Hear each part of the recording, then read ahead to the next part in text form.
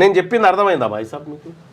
ఒక రకంగా రేపు కొట్టేసినా కొట్టేయచ్చు, అదో ఒకటి కూడా ఉంటుంది, ఇంకా రెండు ఉంటాయి. అంటే ఒకవేళ ఇది వాయిదా వేస్తారు కోర్టులో సుప్రీంకోర్టు దాకా అంశం పోయింది కాబట్టి సుప్రీంకోర్టు ఈ అంశం పైన పర్యవేక్షణ చేస్తుంది కాబట్టి దీనిపైన తక్షణమే విచారించాలి అనేటువంటి ఆలోచన ప్రెషర్ హైకోర్టు మీద ఉంటుంది.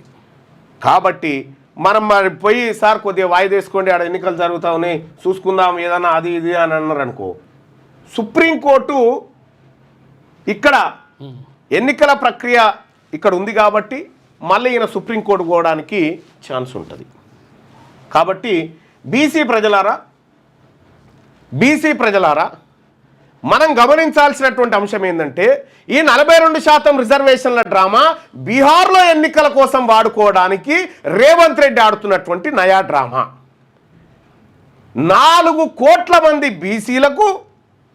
బీసీలను కనుసైగల మీద నడిపిస్తున్నా అని ఫీల్ అయ్యేటువంటి రేవంత్ రెడ్డి 2 రెడ్లను ఆపలేకపోయిండు కేసులు వేయకుండా.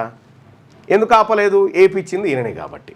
రెడ్డి జాగృతి నాయకులు వాళ్ళు మళ్ళీ ఏపిచ్చింది వీళ్ళే, జానారెడ్డి వీళ్ళే వేయించిన చరిత్ర కూడా గతంలో వీళ్ళకున్నది.